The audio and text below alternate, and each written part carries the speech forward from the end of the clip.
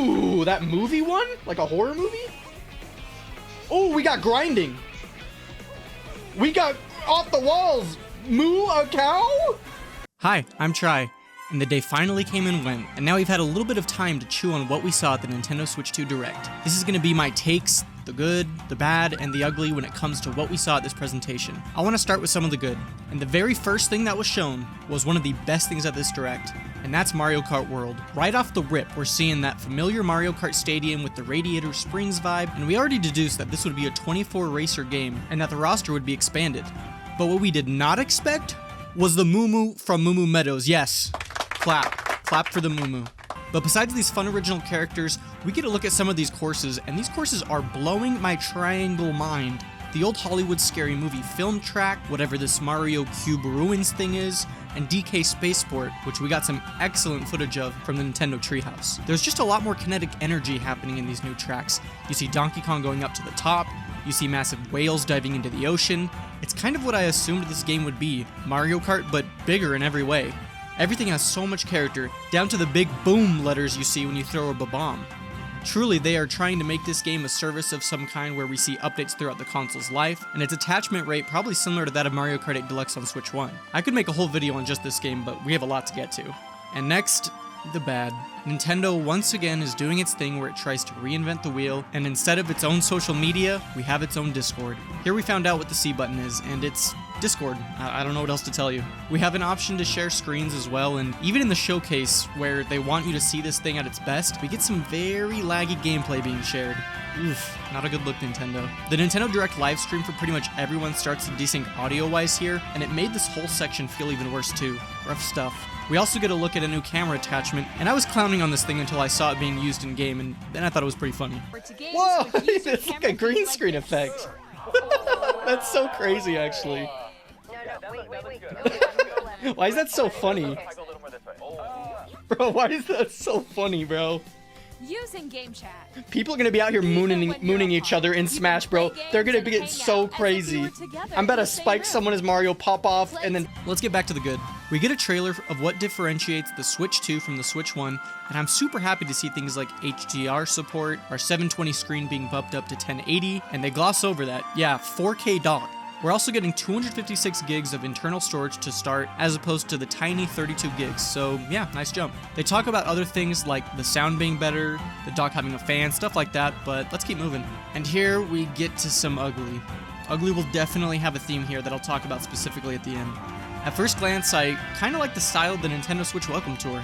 It reminds me of a modern roller coaster tycoon game, and seems kind of fun to just walk around and enjoy it on your day one Nintendo Switch 2. And the games are nothing to get super excited about, but it's free, so who cares, right? It's free, right, Nintendo? Right? This is a pack-in title, I think.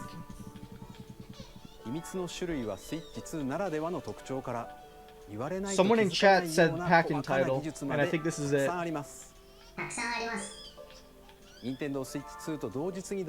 Oh my gosh, you have to pay for it.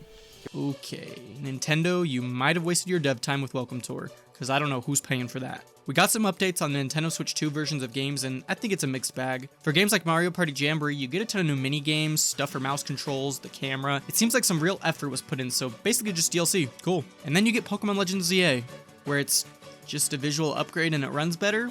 But like, does it really look that much better? Are we really polishing a turd and making me pay an extra $10 for it? Next, we got a fat third-party section which has some stellar games. This was good. I'm just gonna talk about the ones I'm personally excited for, and to start we see Elden Ring. I've already beat it, I don't plan on going back to it, but there were a lot of doubters in my comment section when I made my UI and had Elden Ring on it, and I just wanted to say I told you so. Other third parties we saw that I'm stoked about is obviously Hades 2. If y'all haven't played Hades, please play Hades. It's one of my favorite games I played on Switch, and getting Hades 2 potentially this year is crazy. Cyberpunk visually looks pretty amazing, Street Fighter 6 makes sense, I'm excited for that, and then we got a new FromSoft IP exclusive to Switch, and it's made by the man himself, Miyazaki. It looks great and comes out 2026.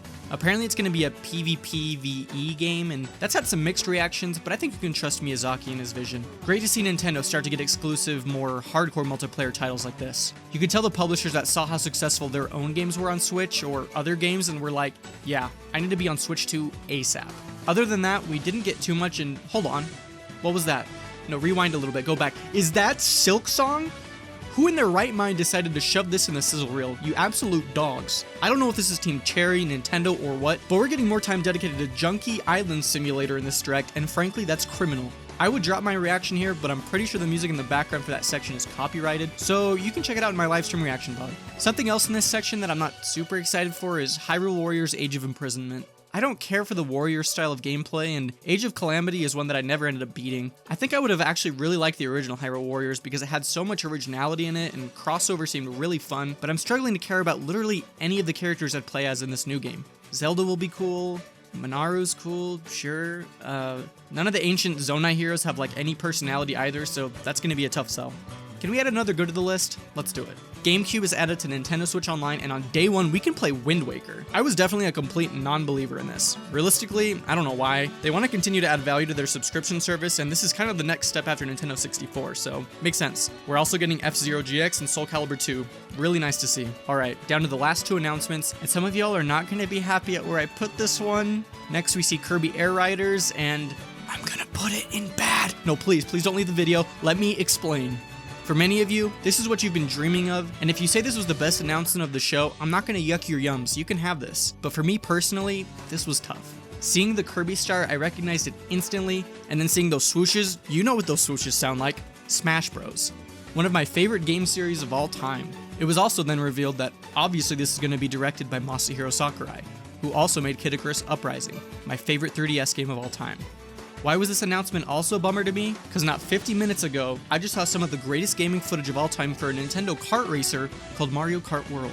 So sorry I'm not jumping off the walls for a game I have no prior attachment to, that is also a Nintendo racing game releasing this year. But I trust Sakurai, and I'm sure he can change my tune when he shows more off. Last thing we saw is one of the goodest goods of the whole dang presentation, and I'm just gonna share my reaction. This is Mario, bro. These are kingdoms. This is totally Mario. Oh my gosh.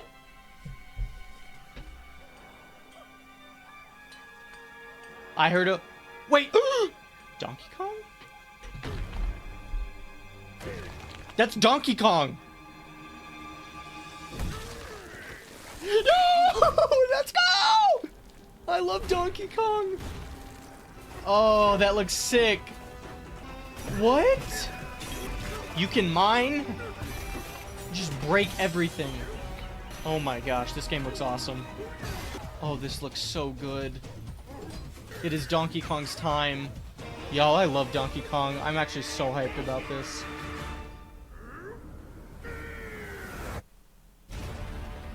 Wow, Bananza, let's go!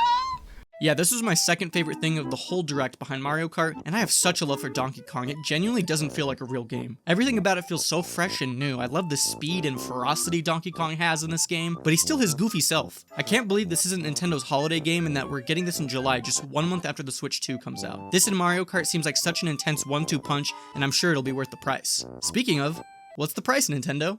How much will Switch 2 cost? How much will these games cost, huh? Yeah, they didn't mention it at all in the direct, and probably the most baffling decision. Show off everything there is to know about it, besides how much it's gonna cost. That makes sense to me. This is by far the ugliest of all the uglies, y'all. The Switch 2 is $450, and I can live with that personally. Based off previews and things, the Switch 2 seems like a pretty massive upgrade compared to the original Switch, but it's the games that have most of the community scratching their heads. $70 for most games, yuck. And Mario Kart is $80? Massive yuck. But hey, if you get Mario Kart World bundled in with Switch 2, you're looking at only $500. And I'm gonna be so excited to pre-order this thing on April 9th. Oh, yeah, the economic state of the world, of course the price could increase immediately after presenting everything. If you didn't think it could get uglier, it just did. As of right now in the US, we have no idea when we can order this thing, how much it'll cost, and chances are the prices will only be raised. Honestly, a lot of this isn't Nintendo's fault per se, but you can't help but feel a little scornful after pricing has already been a hot button issue. Regardless, I'm getting this day one, and I'm covering the games and topics I care about. I'm excited for the Switch 2, but I'm also worried. This presentation was great, but honestly I think I enjoyed the January 2017 presentation for Switch 1 more. It felt like there was less controversy, and it's hard not to only think about the bad and ugly regardless of how much good was in this direct. I want to thank my patrons and YouTube members so much for their support, and maybe in the future we can discuss the Switch 2 UI, or lack thereof. I appreciate you being here, thanks for watching, and as always... Thank you for all your support!